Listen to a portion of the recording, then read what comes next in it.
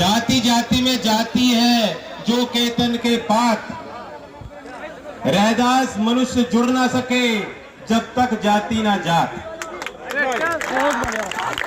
समाज सुधारक संत रविदास जी की आज जयंती का अवसर है।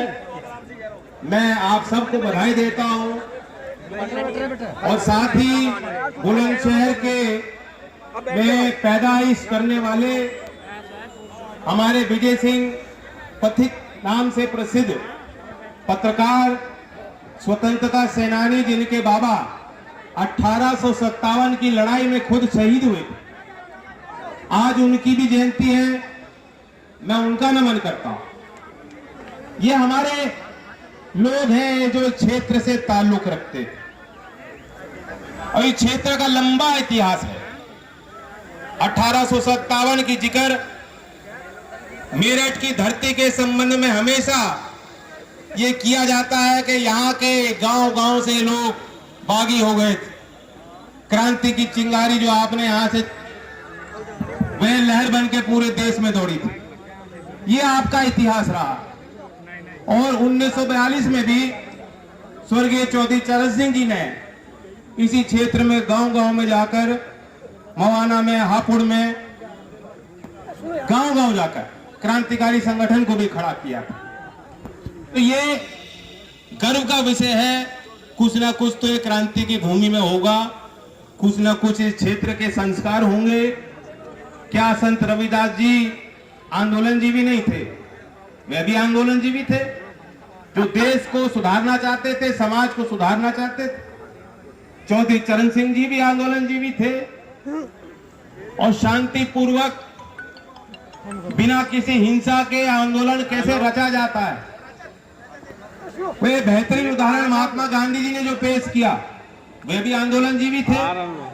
लेकिन आज ऐसी सरकार, ऐसी सल्तनत है दिल्ली में जो इसे बुरा मानती, जो विरोध करेगा उस पे दाग लगाने का प्रयास होगा।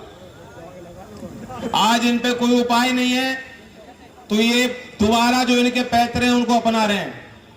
कह रहे हैं कि साहब वहां पे जो है यहाँ से आजान हुई थी, हिंदू मुसलमान के वे बंटवारे, वही झगड़े चल रहे हो। लेकिन किसी को कोई शंका हो, वे ये दृश्य देख ले। यहाँ कोई एक समुदाय या एक धर्म को मानने वाले लोग नहीं है, सब किसान बिरादरी से ताल्लुक रखने वाले लोग। ये हमारी मजबूत बुनियाद है, ये हमारी मजबूत पहचान थी और यही वो पहचान है जो भविष्य में तरक्की का रास्ता आपके लिए खोलेगी।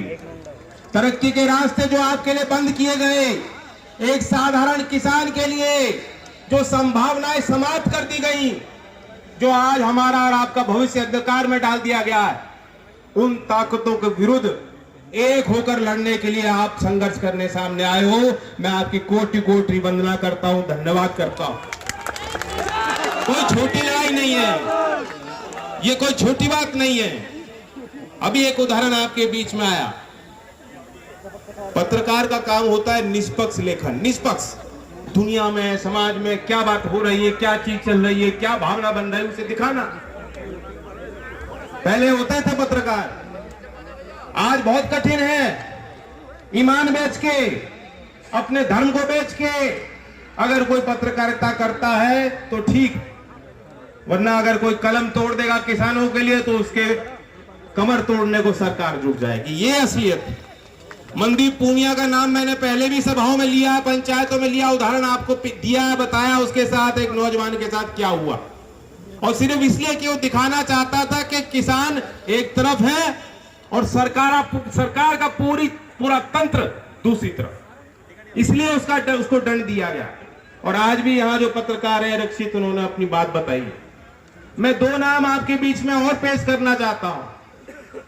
आपको पता है धर्म की लड़ाई नहीं है, जाति की लड़ाई नहीं है, ये एक वर्ग की लड़ाई नहीं है, ये सिर्फ किसानों की बात भी नहीं है। क्योंकि इसका दंड जो है, अगर ये कानून बन गए तो इसका दंड जो है सबसे बड़ा, अगर कोई अंजाम पड़ना है तो उपभोक्ता पे पड़ना है। ये उनकी भी लड़ाई है।